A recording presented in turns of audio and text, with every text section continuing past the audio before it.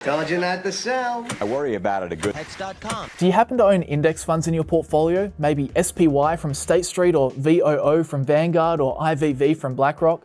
All these ETFs track the S&P 500, which is an index composed of the largest 500 companies in America.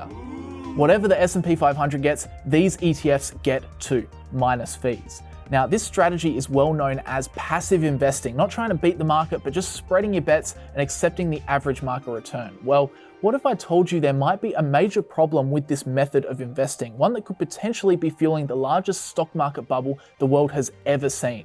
And I'm not the first one to talk about this either. Just last year, Michael Burry noted that the only difference between now and the year 2000 is the passive investing bubble that inflated steadily over the past decade. So what is this hypothesized passive investing bubble, and could it put our stock portfolios in danger?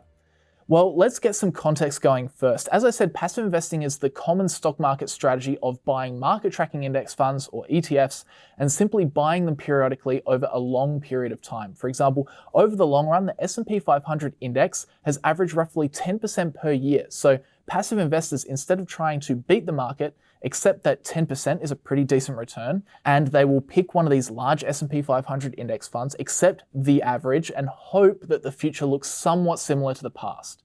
I'm not saying it will, but that's what they're hoping. Also, if you'd like more information on exactly how you can implement this strategy, definitely check out Stock Market Investing for Beginners over on New Money Education. Now, there's also no secret that passive investing as a strategy has become incredibly popular over the past few decades. And interestingly, the end of 2023, the total amount of money managed passively reached a combined total of 13.29 trillion, actually overtaking the amount of money invested actively at 13.23 trillion. Now, don't get me wrong, I love that passive investing is becoming so popular, and it shows that people are switching onto the idea that most regular investors won't beat the market. This is a really good trend to see. I mean, even if we look at the professionals, we can see that in America, 87% of actively managed funds did not beat the S&P 500 over the last 10 years. So it's great to see that people are getting the message, rejecting the idea of giving your money over to some bigwig asset manager who's likely going to underperform and charge you for it. But this enormous growth of popularity in passive investing also comes with its own issues. And one of them is that index funds are in a bit of a bubble. Now, there are actually a few arguments here, and the first is specifically related to the S&P 500, which, if we're real, is what most passive investors are holding. It's no secret that we've heard a lot about the Magnificent Seven this year and last. And it's also no secret that these 7 companies have been roaring ahead based on their future promise of AI goodness. But you know what's crazy? These 7 companies now account for 32.74% of the S&P 500. So in other words, 1.4% of the businesses in the S&P 500 represent 1/3 of the index, and the other 98.6% of S&P 500 companies only equate to 2/3 of the index. Nvidia alone is now over 6% of the S&P 500. That's wild, right? And I don't know about you, but for me, when I'm passive investing, my goal is to hedge my bets, to diversify, to make sure your portfolio doesn't get affected very much by one particular company. Well, now, actually, you've got a big stake in 7 overvalued tech companies that have had their share prices artificially inflated thanks to the speculation around the future of AI. Take this for example, if these 7 tech stocks had a big AI tech crash and each dropped around 50%, the S&P 500, the index holding America's 500 largest companies, would fall around 16%. So one of the big problems with these ETFs now is that despite passive investors looking to be widely diversified, in the case of the S&P 500, they're actually more concentrated than ever before. More than ever, your stock portfolio is at the mercy of the stock movements of just a few really big companies. So that's part 1 of the ETF bubble argument. And before we talk about part 2, it is once again time for a quick update on Brandon's book club. As you guys know, this year I've been focusing on reading a lot more, and one of the strategies I use to ensure I make it as simple as possible for me to get my learning done is by using Blinkist, who have been sponsoring this channel throughout the whole year. So if you don't know them, Blinkist summarizes a lot of non-fiction books and podcasts into quick 15-20 minute blinks, which helps you get to the key points really, really quickly, and it also helps you decide if you want to go further and actually take the time to read the book in full. And this week, the blink that I was listening to was Common Stocks and Uncommon Profits by Philip A. Fisher. And I was surprised that despite this book first being published in 1956, the stuff in it still holds up today. The Blink went through how to look for long-term growth potential, how to research a company, including, of course, the classic scuttlebutt method, the inefficiencies of the stock market and how that opens up opportunities for the investor. And it even spoke about stock market psychology and how you need to think differently from the herd. There are actually a lot of really great investing and finance books on Blinkist, as well as Blinks on entrepreneurship and marketing and economics, communication, productivity, career and success, philosophy, and a whole lot more. So I definitely recommend you join the now 31 million strong Blinkist community.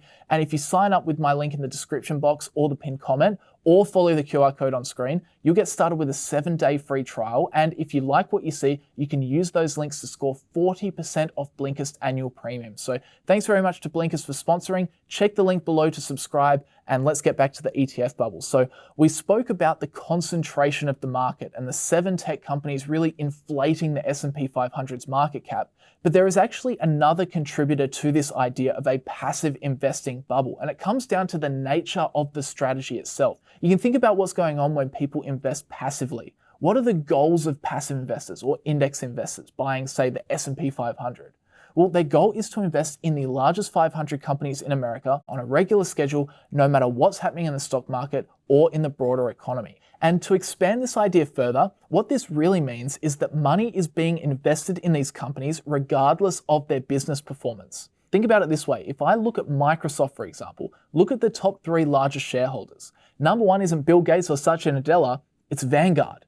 Number 2, it's BlackRock. Number 3, State Street. Microsoft's largest shareholders are the big ETF providers, and together just those 3 companies hold $576 billion of Microsoft's $3.4 trillion market cap. Now, in reality, these positions represent thousands and thousands of individual investors that simply own investment products like an S&P 500 index fund, which means that straight off the bat, 16% of Microsoft shares are held by investors who have bought the stock not because it's Microsoft, but because it's a company in the S&P 500. And we can look at any company in the S&P 500 and the results will be the same. Procter & Gamble, top 3 holders, Vanguard, BlackRock, State Street. So $78 billion of their $388 billion market cap, or 20% of their company, just held passively. Nvidia, Vanguard 1, BlackRock 2, State Street 4, 19.7% of their market cap. Etsy at the other end of the S&P 500, Vanguard 1, BlackRock 2, Van Eck 3, and State Street 4, so 28% of their shares outstanding. No matter where you look, these companies today have a lot of shareholders that have bought in without actually intending to invest in that stock specifically. And this causes some market distortions. This is what Michael Burry was referencing in his tweet that I mentioned at the start. His argument is that the rise of passive investing has removed price discovery from stocks. So price discovery is the idea that the correct price of a particular stock will be naturally figured out by a market through supply and demand. But Burry's argument is that as soon as a stock gets caught up in an index, all of a sudden you have a lot more demand because now you have the passive investors that are blindly buying the business's shares because the company happens to fall in an index. And the idea is that as passive investing gets increasingly popular, this will continue to inflate the share prices of particularly the bigger companies in the market that do fall under the umbrella of a lot of passive investment products. Michael Burry noted to Bloomberg back in 2019 that passive investing has removed price discovery from equity markets. The simple theses and models that get people into sectors, factors, indexes, or ETFs and mutual funds mimicking those strategies, these do not require the security level analysis that is required for true price discovery. So over time, more and more shares of these big notable companies are being held not because of the underlying business performance, but simply because they're in an index. And over time, this can lead to an overinflation of stock prices. And really, when you think about it, that's kind of the definition of a bubble, right? When prices inflate for reasons unrelated to the fundamental performance of the business. In 2000, it didn't matter what the fundamentals were doing as long as the company was putting .com in its name, right? And it feels a little bit like that right now. You know, the fundamentals seem to be mattering less and less, and the narrative around AI is driving stock returns more. So there are a few arguments for this passive investing bubble, but I guess the question is, are we in any danger of it popping? Well, firstly, it is worth noting that the current landscape is a little bit different to, say, that of 1999. For example, in 1999, you really had poor companies just hacking the system and seeing huge price gains by announcing grand internet plans, but you know, the earnings weren't really moving. So that's obviously a bubble, but today, while there is a lot of hype around AI, the interesting thing is that the earnings are actually moving up with stock prices. So take a look at this chart, for example. In Q1 of 2024, despite the stock prices of these tech businesses soaring, year-over-year earnings growth of Amazon, Google, Meta, Microsoft, and Nvidia rose by 64.3% compared to the other 495 companies in the S&P that saw an earnings reduction of 6%. So while the market might be roaring, it is worth noting that the performance of these big behemoths is actually holding up. But the other thing to consider from Michael Burry's tweet is what happens if sentiment changes and passive investors start leaving the market together. In his tweet from last year, he mentioned that all theaters are overcrowded and the only way anyone can get out is by trampling each other. And the door is only so big. So what does he mean by this? Well, let's quickly revisit how stock prices move. It's supply and demand, right? Because shares are traded between investors, you need buyers and sellers to make transactions go through.